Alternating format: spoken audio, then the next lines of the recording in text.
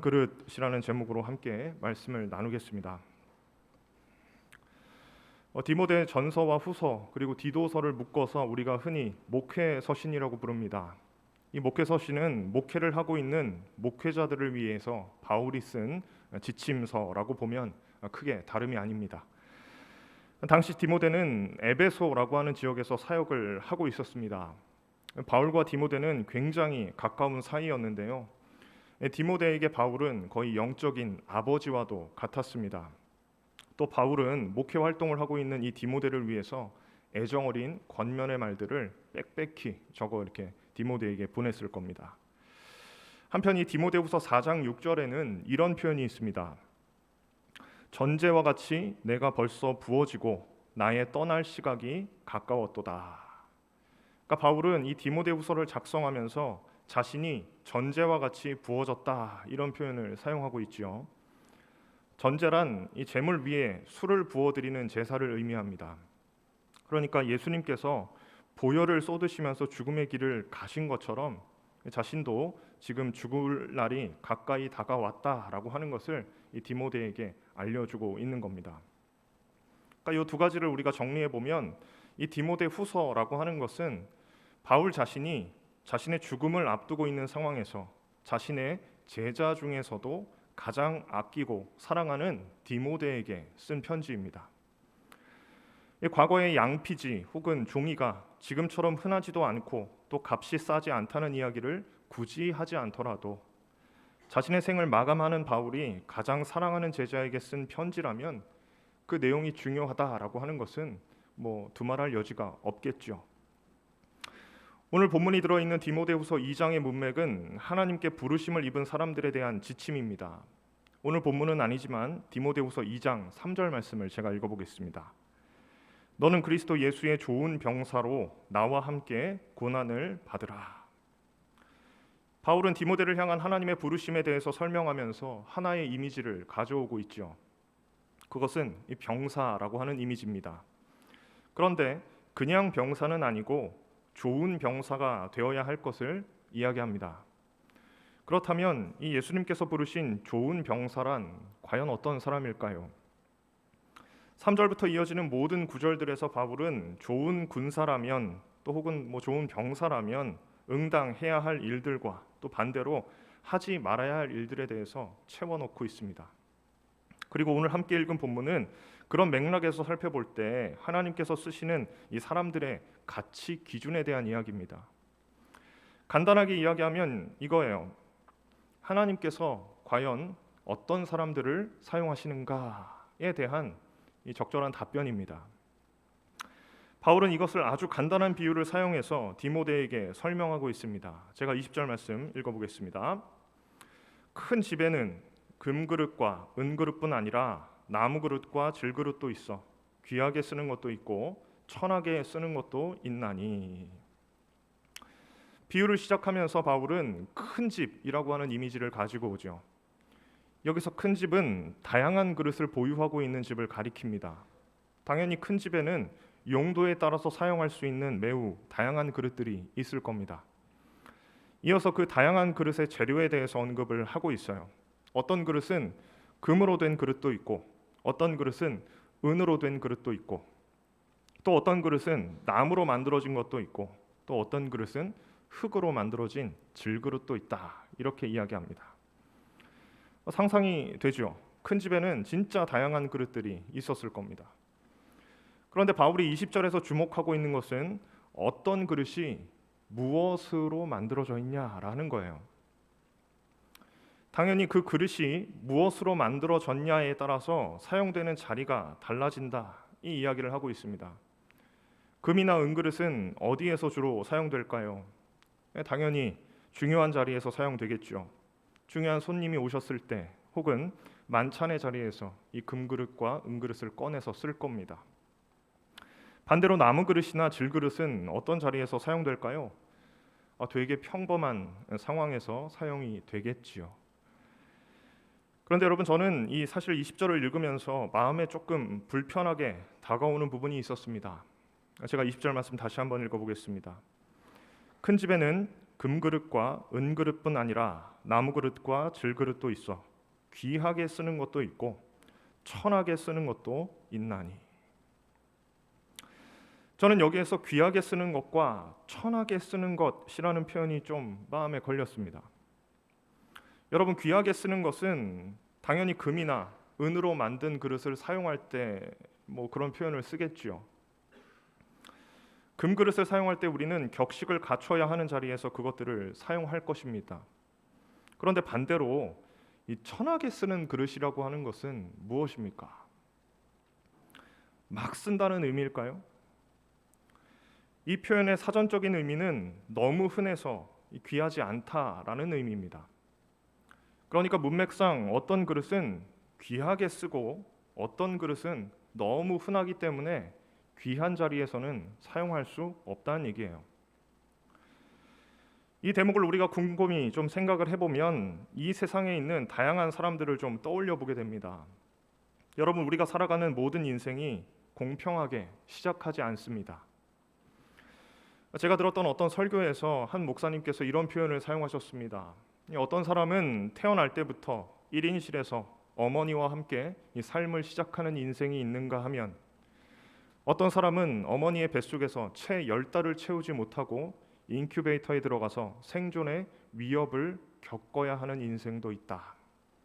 여러분, 이 두 가지의 삶이 어떻게 공평하다 이야기할 수 있겠습니까? 근데 이게 우리가 살아가는 실제적인 현실이죠.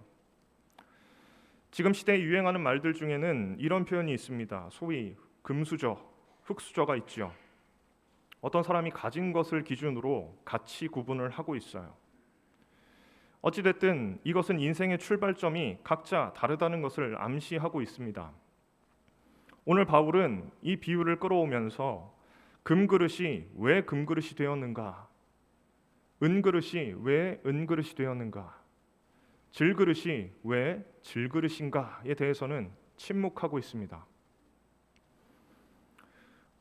그런 의미에서 이 큰 집의 다양한 식기들만큼이나 이 세상은 공평한 것으로 채워져 있지 않다라고 하는 것을 깨닫게 돼요.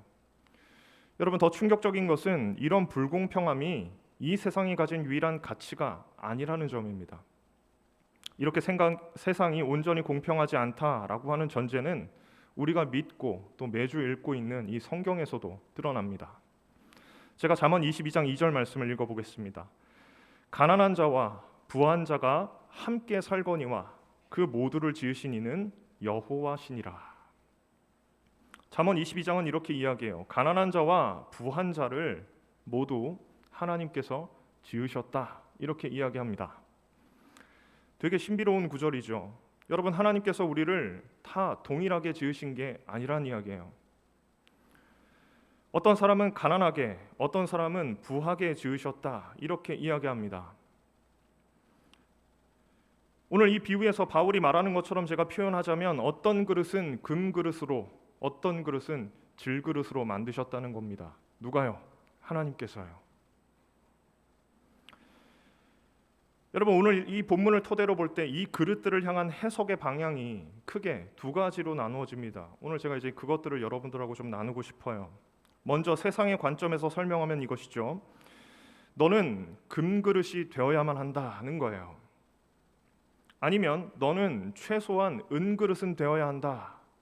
이게 세상이 우리에게 가르쳐주는 가치 기준입니다. 그러면서 이렇게 덧붙이죠. 제발 질그릇에는 좀 머물러 있지 마라.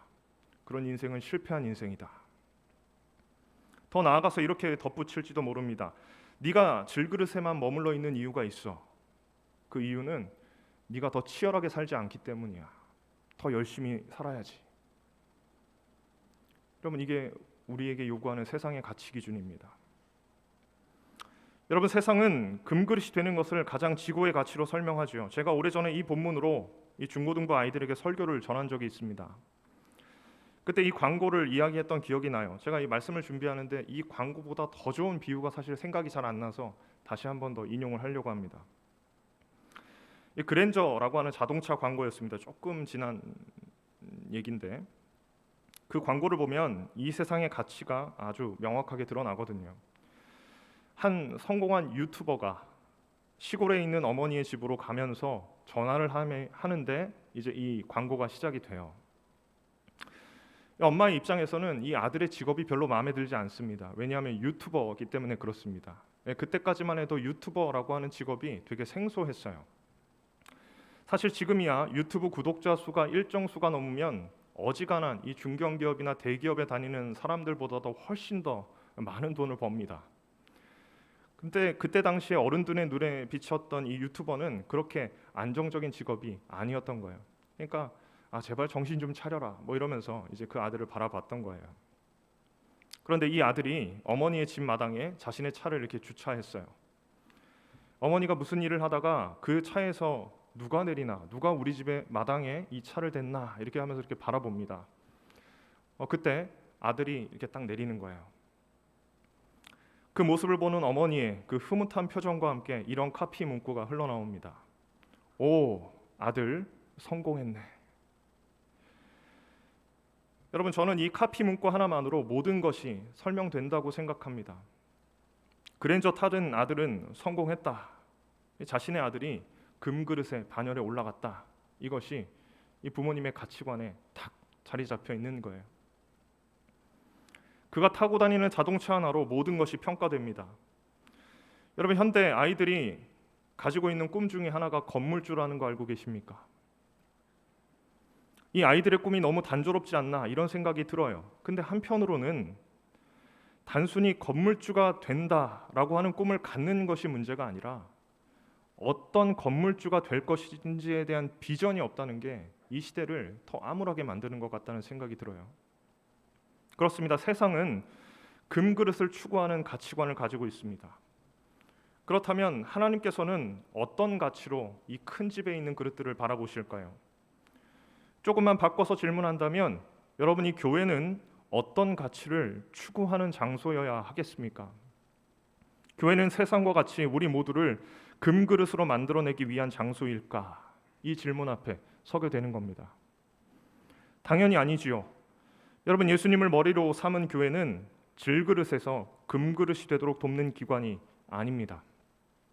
오히려 그런 세상의 세속적인 가치관으로부터 새로운 가치관이 있다, 그것을 가질 수 있다고 돕는 장소이고 더 나은 가치를 추구하도록 돕는 곳이 바로 교회입니다. 저는 오늘 이 바울의 비유가 디모데후서를 함께 묵상하면서 단순히 금이냐 은이냐를 평가하며 이 비유가 끝나지 않아서 굉장히 다행이라고 생각합니다. 우리 이어지는 21절 말씀은 같이 읽어보겠습니다. 21절입니다. 시작.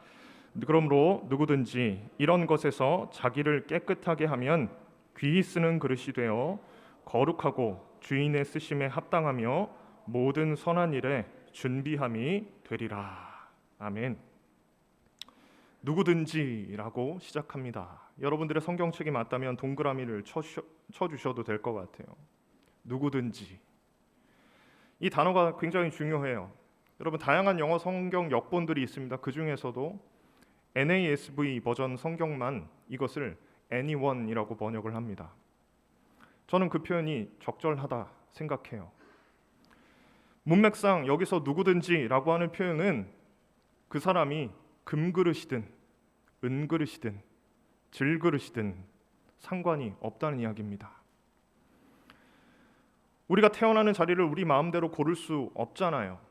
여러분, 제가 만약에 태어날 장소를 정할 수 있었다면 저도 장동건의 아들로 태어나고 싶습니다. 적절한 외모와 좋은 유전자와 재력을 가진 집안에서 저도 태어나길 원해요. 그런데 그것은 우리가 결정할 수 없는 몫이잖아요. 심지어 성경은 가난한 자와 부한 자를 모두 하나님의 섭리 안에서 하나님이 지으셨다고 이야기합니다. 여러분, 심지어 태어날 자리를 선택할 수 있었던 단 한 사람, 오직 유일한 그 한 사람, 예수님이 선택한 삶의 자리가 가난한 목수의 자리였다, 그 목수의 아들이었다라고 하는 것을 우리는 기억할 필요가 있겠죠. 성경은 오늘 우리에게 이렇게 이야기합니다. 어떤 종류의 그릇으로 있든지 자신을 깨끗하게 하는 것이 중요하다는 거예요. 왜 그럴까요? 너무 당연해요, 여러분. 그릇의 본질은 무엇인가를 담아야 되기 때문에 그런 거죠. 여러분, 우리 그릇의 본질이 뭔가를 담아야 되는 건데 그게 깨끗하지 않으면 어떻게 쓸 수 있습니까? 반대로 이야기하면 아무리 귀한 그릇이라도 씻지 않은 그릇은 주인이 사용할 수 없다는 뜻입니다. 그런 의미에서 하나님이 어떤 그릇을 쓰실까요? 하나님은 금그릇만 쓰시는 분이 아니에요. 반대로 질그릇만 사용하시는 분도 아닙니다. 하나님 편에서 가장 중요한 가치는 그 그릇이 깨끗한 그릇인가 아닌가가 중요한 거죠. 이것이 오늘 본문의 포인트입니다. 여러분, 세상은 깨끗한 그릇보다 금그릇을 가치 있게 생각합니다. 조금 더러워도 괜찮아. 금이라는 속성이 훨씬 더 중요하지. 이게 세상의 가치 기준 아니에요? 그래서 늘 금그릇이 높은 자리를 차지하죠. 그러다 보니까 대한민국에 문제가 많은 건지도 몰라요. 금그릇인데 깨끗하진 않으니까. 다방면에서 다채로운 문제들이 막 터져나지요. 털어서 먼지 안 나는 사람 없다, 이 말이 진리인 것처럼 느껴지는 세상을 우리가 살아가고 있습니다. 사람 어차피 다 거기서 거긴데 금이라는 가치가 훨씬 더 중요해 라고 하는 것을 이 땅이 온몸으로 이야기하고 있어요. 그런데 여러분, 사실 이 땅을 정직하게 돌아보면 능력 있는 사람이 없는 게 문제가 아니라 깨끗한 사람이 없다는 게 문제 아니겠습니까? 능력 있는 사람이 깨끗하지 못해서 추락하는 경우를 우리는 종종 보게 됩니다. 얼마 전에 탄탄한 연기력과 신선한 마스크로 인기 가도를 달리던 한 배우가 어린 시절에 학교 폭력에 가담했다는 사실이 알려지면서 그 이미지에 굉장히 큰 타격을 입게 됩니다. 그것 때문에 금처럼 빛나던 인생이 한순간에 이 나락으로 떨어지게 돼요. 이 장면을 보면서 이런 생각을 했습니다. 여러분, 이미 이 세상도 금그릇보다 중요한 가치가 있다는 것을 알고 있는 겁니다. 그렇습니다. 여러분, 세상도 아는 진리예요. 그래서 더 깨끗함에 대한 요구가 더 커지고 있습니다. 하물며 하나님의 시각에서 큰 집에 있는 다양한 그릇들이 무엇으로 평가를 받을까라는 생각을 하면 이 정확한 답변을 얻게 되죠. 하나님의 시각에서는 우리의 소재, 곧 우리가 금이냐 은이냐 이것이 중요한 것이 아니라 깨끗한가, 이 개념이 훨씬 더 중요합니다. 제가 아주 노골적이면서도 극단적으로 예를 한번 들어보겠습니다. 여러분, 금그릇과 질그릇이 있습니다. 질그릇이 금그릇이 되기 위해서 노력을 막 합니다. 근데 이게 생각처럼 잘 안 되는 거예요. 질그릇이 막 실망을 해요. 그리고 현실이 녹록하지 않다는 것을 깨닫게 됩니다. 이제 질그릇이 어떻게 해야 될까요? 금그릇을 추구하는 사람들은 이 질그릇에서 벗어나기 위해 가장 효율적이고 손쉬운 방식을 사용할 겁니다. 그게 뭐냐 하면 거룩을 포기하는 거죠. 그리고는 온갖 수단과 방법을 가리지 않고 금그릇이 되기 위해서 노력을 합니다. 여러분, 제가 꽤 오랫동안 중고등부 사역을 했습니다. 거의 10년 이상 중고등부 사역을 했습니다. 그래서 아이들이 이 시대를 얼마나 치열하게 살아가는지 이제 어느 정도 이해하고 있어요. 이 아이들이 시험 기간이 되면 별을 보고 나갔다가 별을 보고 들어옵니다. 되게 빡빡한 스케줄이죠. 고3이 되면 진짜 힘든 시기를 살아가요. 그럼 수능 시험 볼 때 비행기 안 뜨는 거 아세요? 온 나라가 은연중에 이 대학 입시가 중요하다라고 하는 것을 이야기하고 있죠. 그런데 여러분, 그 아이들이 그 빡빡한 시간을 견디는 중에 가장 먼저 포기하는 것이 주일 예배라고 하는 거 아십니까? 제가 가만히 생각해 봤어요. 왜 아이들이 이 주일 예배를 가장 빠르게 포기할까?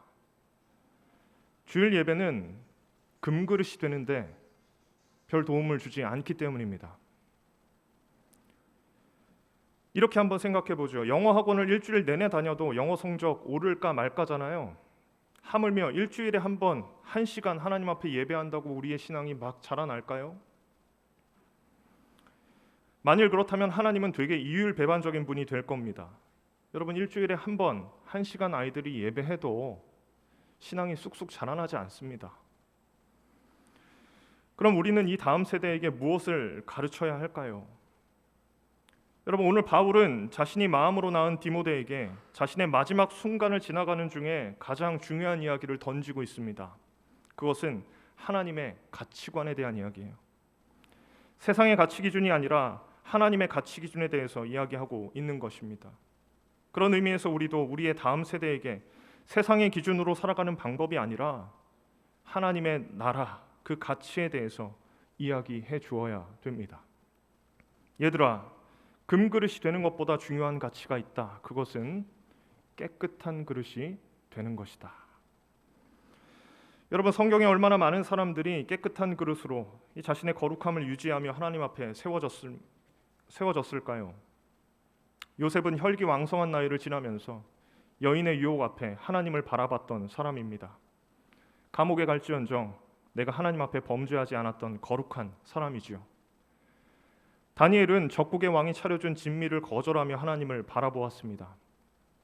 다른 신에게 제사한 음식으로 자신을 더럽힐 수 없었기 때문입니다. 여러분, 하나님께서 이 거룩한 사람들을 어떻게 사용하실까요? 귀하게 사용하시죠. 그렇습니다. 하나님께서 그릇을 귀하게 사용하는 기준은 그릇의 소재가 아니고 정결함이 기준입니다. 우리는 이 거룩함을 추구하는 사람들로부터 신앙의 유산을 이어받아서 지금 이 교회 가운데 있는 거예요. 교회가 추구해야 하는 것은 금이 아니라 거룩이지요. 돈을 많이 버는 것이 아니고 돈을 가치 있게 사용할 수 있는 가치관을 세워주는 곳이 교회입니다. 오늘 우리가 이 말씀 앞에 서기를 원합니다.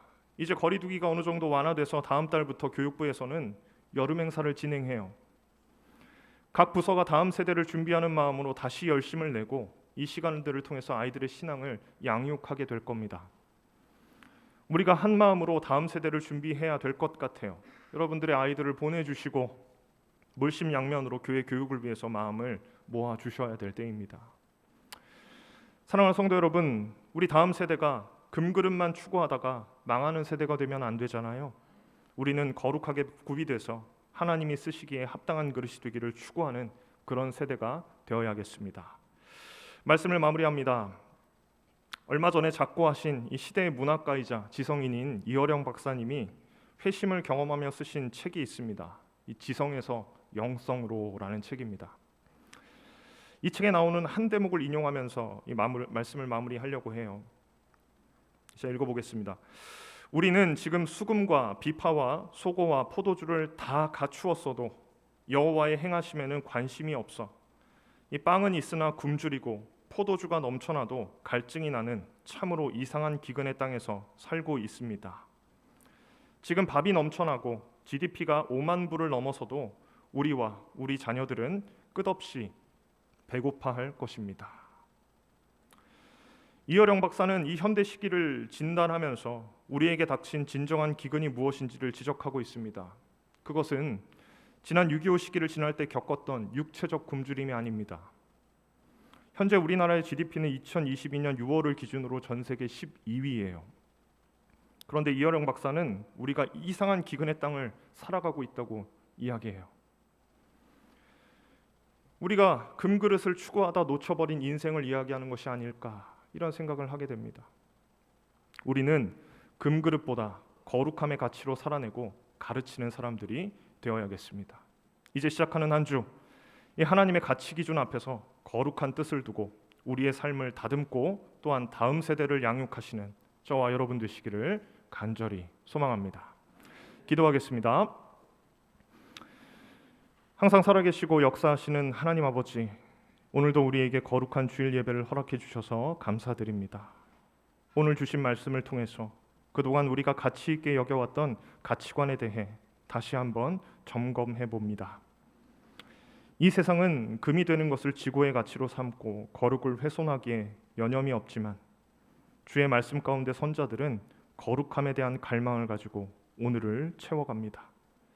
이 이상한 기근의 땅에서 하나님의 가치로, 하나님 그 가치를 마음에 품고 빛나는 우리 모든 성도들이 되게 하옵소서.